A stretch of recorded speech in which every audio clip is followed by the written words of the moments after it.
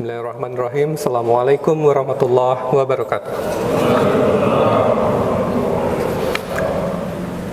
Innal hamdalillah nahmaduhu wa nasta'inuhu wa nastaghfir wa na'udzu billahi min syururi anfusina wa min sayyiati a'malina may yahdihillahu fala mudilla lahu wa may yudlil fala hadiyalah. Asyhadu an la ilaha illallah wahdahu la syarikalah wa asyhadu anna Muhammadan abduhu wa rasuluh. Amma ba'd.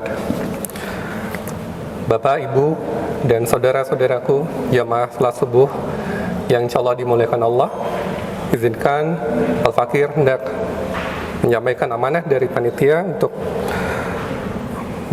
menyampaikan sedikit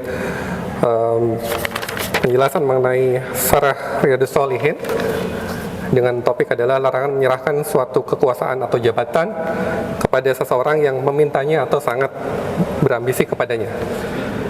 Disebutkan dalam hadis nomor 680 An Abi Musa Asy'ari radhiyallahu anhu qala dakhaltu 'ala an-nabiy sallallahu alaihi wasallam ana wa rajulani min bani ammi wa qala ahaduhuma ya Rasulullah amirna ala ba'di ma wallaka Allahu azza wa jalla wa qala al-akharu misla dhalik faqala inna wallahi la nuwalli ala hadzal amali ahadan sa'alahu aw ahadan harasa alaih. Muttafaq alaih. Dari Abi Musa al-Asy'ari radhiyallahu an, dia menuturkan, aku pernah masuk menemui Nabi sallallahu alaihi wasallam bersama dua orang sepupuku, yaitu anak pamanku. Lalu salah seorang dari keduanya berkata, wahai Rasulullah, angkatlah kami untuk mengurus bagian dari apa yang telah dikuasakan oleh Allah Subhanahu wa taala kepadamu. Yang lainnya pun mengatakan hal yang sama.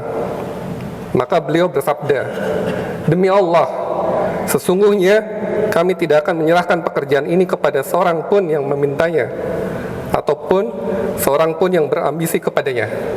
Muttafaq alaih. Pengesahan hadis ini diriwayatkan oleh Al-Bukhari dalam kitab Fathul Bari dan Imam Muslim di hadis nomor 1733. Mengenai kosakata hadis disebutkan bahwa min bani amami yang berarti dari kalangan Asy'ariyin. Lalu amirna yang berarti angkatlah kami sebagai penguasa. Kemudian hadzal amala yaitu kekuasaan terhadap kaum muslimin.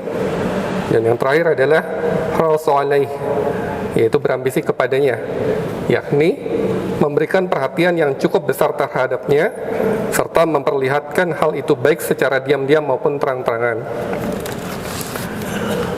Izinkan saya juga ambil lengkapi hadis yang berikutnya adalah dari kitab yang sama, Riyadhus Shalihin.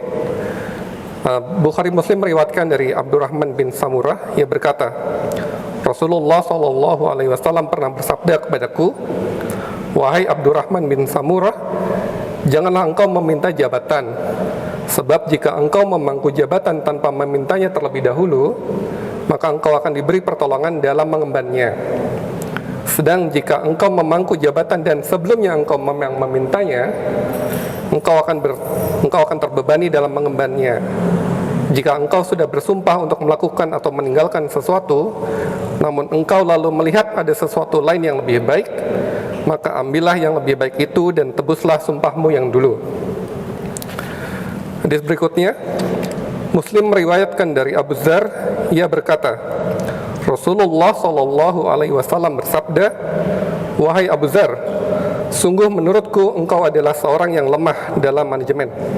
Sungguh aku mencintai adanya sesuatu untukmu sebagaimana yang kucintai untuk diriku sendiri. Sekali-kali janganlah engkau menjadikan pemimpin meskipun terhadap dua orang, dan sekali-kali janganlah menjadi pengelola harta anak yatim. Hadis berikutnya,